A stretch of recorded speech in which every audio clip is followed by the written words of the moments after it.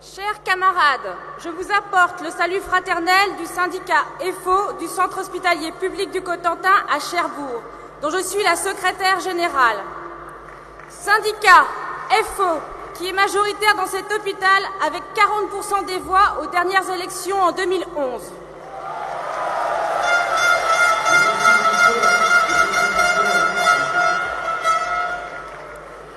Partout en France, l'hôpital public subit l'effet des cures d'austérité. Partout, les gouvernements de droite comme de gauche, les agences régionales de santé, ARS, s'attaquent aux services publics hospitaliers au prétexte d'une situation déficitaire. Mais ils l'ont eux-mêmes créée. La T2A, ou tarification à l'activité, a été inventée par l'UMP Bachelot et est aujourd'hui applaudie par la socialiste Touraine.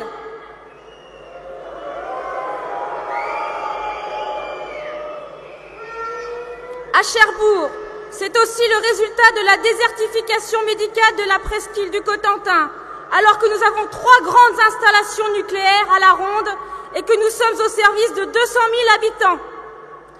Depuis la fermeture de celui des armées, il y a une dizaine d'années, l'hôpital le plus proche est à 100 km.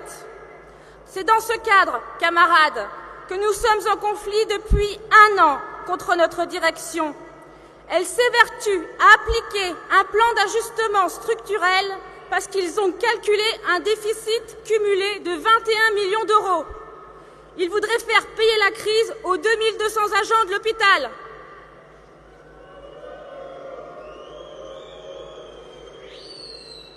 En septembre 2012, un nouveau directeur a été nommé. Il a décidé de ce plan d'ajustement en s'appuyant sur un audit commandé par l'ARS. Audit réalisé par un autre directeur d'hôpital, sans doute sorti de la même école, où on doit leur apprendre que l'être humain est une ressource à exploiter comme une autre. Camarades, les syndicats ont été invités à des pseudo-négociations sous la menace que sans participation, cela serait pire. Alors, nous avons joué les bons élèves. Nous sommes allés à toutes les réunions, nous avons tout préparé, exposé nos arguments, mais en réalité, camarades, les dés étaient pipés dès le départ et nous nous sommes heurtés de plein fouet à un mur. Le directeur décide seul, puisqu'il doit appliquer les directives de l'ARS, c'est-à-dire de la ministre Touraine du gouvernement PS.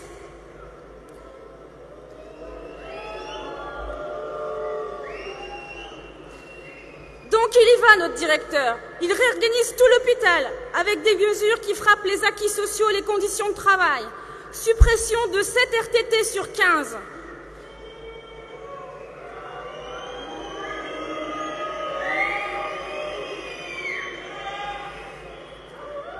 Mise en place des horaires en 12 heures sur de nombreux services avec réduction de l'effectif. Suppression de 150 postes.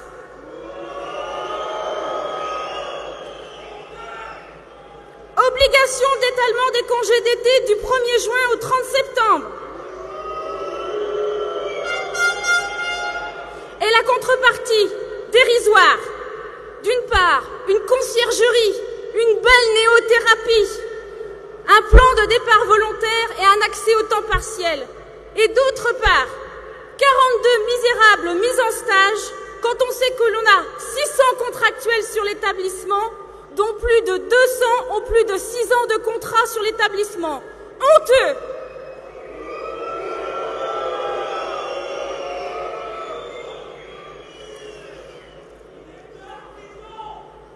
D'accord, il y avait besoin de mettre un peu d'ordre dans l'hôpital, mais surtout du côté des médecins. Et là, c'est le personnel qui est sacrifié pour soi-disant renflouer les caisses. On nous fait les poches. EFO et les autres syndicats, CGT, CFDT et UNSA, nous avons refusé de signer cet accord. Nous avons rassemblé les agents, la grogne a monté. Nous avons multiplié les actions, les débrayages, les interventions tout azimut. Nous avons lancé une expertise avec le CHSCT, contestée au tribunal par le directeur. Nous avons bloqué la ville avec l'aide des copains de l'Interpro. On a brûlé quelques pneus sous les fenêtres du maire qui est le président du conseil de surveillance.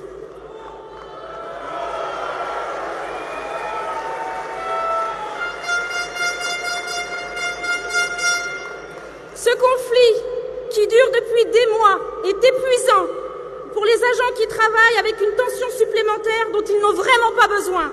Et tout ça, camarades, pour maintenir l'hôpital public et les soins nécessaires à la population.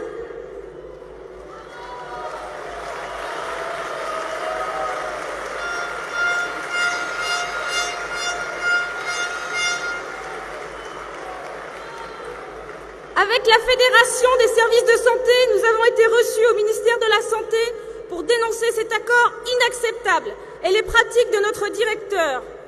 Il a été obtenu la suspension de la mise en place de cet accord et une mission d'appui à l'IGAS à partir de janvier.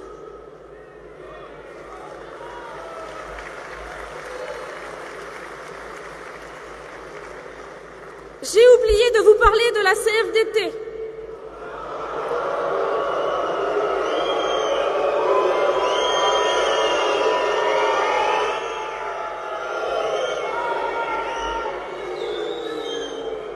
Il faut être juste. Ils ont été avec nous pendant des mois. Mais manque de bol pour eux. À quelques mois des élections, 2 semaines avant qu'on obtienne la suspension de la mise en place du plan, la section locale CFDT a cédé à la pression des instances nationales et régionales.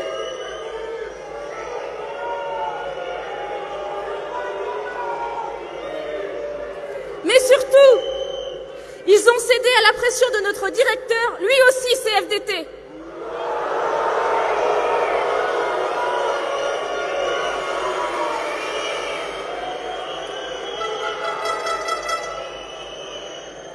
Nous, FO, nous n'avons pas cédé, camarades.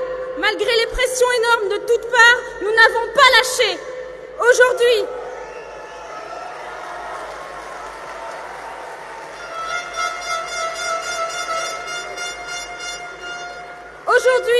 nous attendons de voir le résultat de tout ça. Nous restons plus que vigilants, nous restons mobilisés avec le personnel. Alors, camarades, dans tous les secteurs, à tous les niveaux de force ouvrière, ce qu'il faut et ce qu'il compte, c'est de ne rien céder. Si quelque part ça cède, comment voulez-vous qu'ailleurs, nous puissions continuer à résister avec le personnel et les salariés? Vive la force syndicale, vive force ouvrière!